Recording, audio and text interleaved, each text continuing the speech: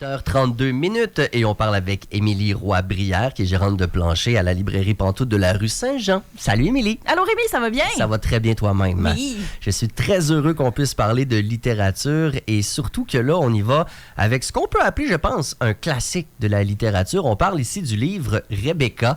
C'est pas sorti le mois dernier, ce livre-là. C'est sorti en 1938, donc oui. Ça fait presque 100 ans. C'est quand même capoté, ça. Oui. Puis, quand je suis rentrée dans le studio, tu m'as dit, OK, bon, est-ce qu'on va encore désacraliser les classiques en te frottant les mains comme Picsou devant son tas d'or? Puis non. Est-ce que c'est bon? Je pense qu'on va l'encenser. Ben, c'est parfait. J'ai tellement aimé ça. Ouais. Est-ce que tu es familier avec Rebecca un petit peu la dernière fois? En fait, j'ai eu des références dans d'autres livres. Tu sais, j'avais lu un livre qui s'appelait le Reading List, puis là, dans la liste, il y a ce livre-là. Donc, tu sais, je l'ai vu apparaître à différents endroits comme étant une référence classique, mais le livre en tant que tel, je ne l'ai jamais lu. Puis, tu n'as jamais vu d'adaptation en film? Non plus. Parce que moi, c'est par ce canal-là que Rebecca est arrivée dans ma vie. J'avais, à l'époque, un copain qui était, somme toute, assez snob. Donc, un jour, nous avons écouté un film d'Alfred Hitchcock. Nous avons écouté son adaptation de Rebecca à l'écran. Puis, c'était un suspense haletant. J'ai adoré ce truc. Ah ouais? C'était vraiment une claque dans ma face. Pour te raconter un petit peu de quoi ça parle, c'est l'histoire d'une jeune femme qui travaille comme accompagnatrice pour Madame Riche. Là. Elle est employée pour être son amie, prendre le thé avec, jouer au bridge. Puis... OK, pas là pour changer le lit puis faire la cuisine, là, nécessairement. Non, pas nécessairement. Okay. Pas nécessairement. On est, il y a d'autres domestiques qui vont s'occuper de faire le lit et la cuisine et tout et tout. Puis bon, cette Madame Riche, elle, ce qu'elle aime dans la vie, là, c'est rencontrer du monde famous. OK. Puis, tu sais, faire semblant que c'est un peu son ami, là. Donc, elle utilise n'importe quelle espèce de prétexte. Comme, ah, bonjour, Prince Machin.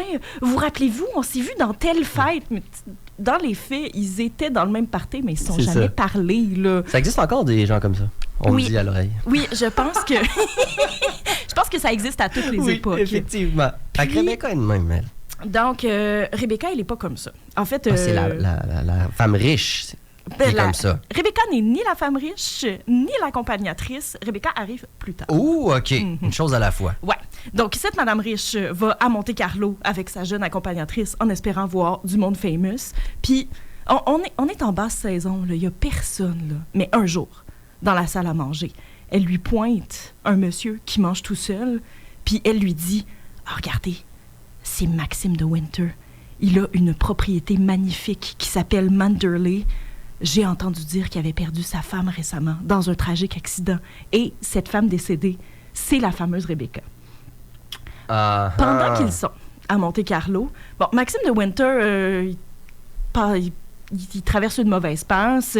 Il a quand même perdu sa femme il n'y a pas si longtemps. On ne sait comme pas trop dans quel état d'esprit il est parce que un homme, ça ne montre jamais ses sentiments. Exact. Mais il va y avoir des rapprochements.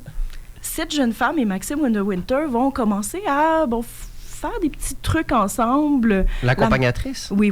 La Madame Riche, elle est malade pendant 2 semaines. Elle est clouée au lit. OK. Je pense qu'elle exagère un petit peu ses symptômes aussi pour qu'on s'occupe d'elle, mais ça lui laisse beaucoup de temps libre. Et pendant ce temps, elle apprend à connaître un petit peu Maxime de Winter. Il tombe amoureux d'elle. Il se marie. Ouh, hein? Et il va l'amener dans cette magnifique propriété dans la campagne anglaise. La Madame Riche doit être contente. Manderley. Non, la Madame Riche est un peu... elle a un petit peu l'impression de s'être fait faire un enfant dans le dos. Oui. Là. Ouais. On peut comprendre. Et là, en arrivant à Manderley, il va y avoir un personnage extraordinaire qui est la gouvernante des lieux, qui s'appelle Madame Danvers, qui a l'habitude de gérer le domaine pendant que monsieur n'est pas là. Donc, Mme Danvers, elle a beaucoup d'autonomie, elle a beaucoup d'autorité sur le ménage. Et là arrive cette nouvelle femme à Manderley. Ça va faire des flamèches.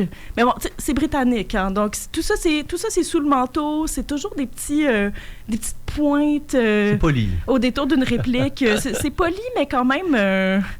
c'est du tough love, là. Ouais. Poli pointu, là. Puis le souci, c'est que Mme Danvers, elle ne s'est jamais remis du décès de Rebecca. Elle adorait Rebecca. C'était sa domestique avant même qu'elle soit mariée. Puis, peu importe ce que cette nouvelle épouse va faire, elle ne sera jamais aussi bien que Rebecca. On ne cesse de la comparer à la précédente femme de M. de Winter. Et c'est ça qui devient obsédant dans ce livre, parce que peu importe à qui elle parle, peu importe où elle pose le regard, partout dans la propriété, tous les meubles ont été choisis, agencés par Rebecca. Et Mme Danvers ne rend pas ça facile. Elle insiste pour que tout reste tel que c'était du temps de l'ancienne Mme de Winter. Et ça doit être inconfortable comme position, là, quand même, pour la jeune nouvelle femme. Si c'était une femme qui venait de la noblesse ou d'une famille riche, sûrement qu'elle serait arrivée, elle aurait imposé sa manière de faire, sa manière de voir les choses, elle aurait imposé une nouvelle décoration, un nouveau menu. On s'en fout, l'argent n'est pas un problème. Puis même, limite, si Mme Danvers n'avait pas voulu se plier à ses exigences, elle l'aurait renvoyée tout simplement. Mais on s'attend tout naturellement à ce qu'elle fasse ça, mais ce n'est pas naturel chez elle. C'est une toute nouvelle position. Puis elle a l'impression de marcher sur des œufs tout le temps. Puis elle a très peu d'alliés dans la maison, on dirait.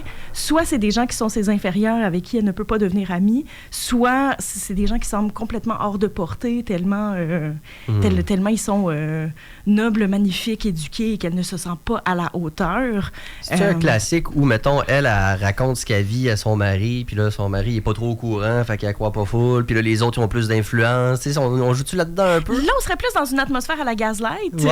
Mais c'est pas ça du tout. Okay. Maxime de Winter, lorsqu'il arrive sur sa propriété, lui doit gérer son domaine, assister à des réunions, faire des voyages à Londres. Donc, c'est pas que ça l'intéresse pas, mais c'est qu'il n'est pas nécessairement disponible. Puis, ce Maxime de Winter-là est tellement différent de la personne qu'il était à Monte-Carlo qu'elle a l'impression... en fait, elle a absolument aucune prise sur cette réalité. Puis, tout n'ira qu'en s'aggravant et ça se termine très mal. Là, Rebecca, de ce qu'on comprend, c'est que c'est pas un personnage qui est dans le livre autant qu'un souvenir puis un nom qui est un peu partout, là. Rebecca, c'est comme un fantôme. Ouais, c'est comme un fantôme qui vient nous hanter, dont on ne peut pas se débarrasser. Puis, elle est présente partout. C'est bizarre. Il y a un moment où est-ce que cette nouvelle épouse va prendre une marche avec Maxime de Winter à l'extérieur. Il se met à pleuvoir. Lui demande à ce qu'on lui apporte un manteau. Puis, premièrement, le manteau qu'on lui apporte est beaucoup trop grand pour elle, mais c'est le seul qu'ils avaient dans les manteaux de femmes, on dirait. Puis elle va mettre la main dans les poches, elle sort un mouchoir, puis c'est brodé aux initiales de Rebecca. Elle ne peut jamais s'en débarrasser. C'est fou. Ça se lit comme une histoire de fantôme, mais sans fantôme. Puis, son emprise sur le récit est telle que cette fameuse nouvelle épouse, elle n'est jamais nommée. Elle n'a même pas de prénom. On ne sait pas comment elle s'appelle. Arrête! Ouais. Ah non, c'est capoté, ça. Oui. Donc, Rebecca de Daphné du Maurier, sortie en 1938, toujours aussi bon en 2025. Toujours aussi bon. Qu'est-ce que tu penses qui fait en sorte que ça traverse les années comme ça puis que c'est devenu un classique? Je pense que...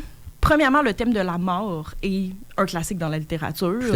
Ça va traverser toutes les existences humaines. Ça va véhiculer toutes les émotions possibles.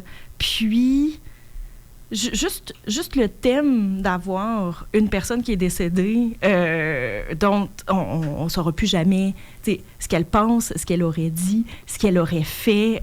C'est très intéressant d'un point de vue littéraire. Il y a un paquet de trucs qu'on peut faire avec ça. Puis c'est assez universel également. Puis la curiosité qu'on peut avoir par rapport à l'ex de son amoureux ou son amoureuse, ça aussi, c'est très fertile dans l'imaginaire. Et universel, parfois. Oui. Donc, Rebecca de Daphné du Maurier, grand classique de la littérature, disponible à la librairie Pantoute. J'imagine en différentes collections. Tu sais, des classiques de même, ça vient en pleine version des fois, là. Ouais, là, je t'ai amené mon super beau. Il là, est très beau. Ça se fait en format de de poche avec une nouvelle traduction qui était sortie il y a quelques années chez Albin Michel, mais en format beau, bon, pas cher. Ouais. Ça se fait. C'est un grand classique qu'on invite les gens à lire avec cette période de l'année qui se prête tellement à la lecture. Émilie Roy-Brière, gérante de plancher à la librairie Pantoute du 1100 rue Saint-Jean. Toujours un immense plaisir. Merci beaucoup, à bientôt. Ça fait plaisir. Salut, bonne journée. 8h42 maintenant. Merci beaucoup d'être à l'écoute. Dans quelques instants, on va recevoir le candidat indépendant de Saint-Roch, Saint-Sauveur, Napoléon Bou. Entre-temps, on aura la chanson de Marigold, Pousse ta loc. Wow, wow, wow, wow.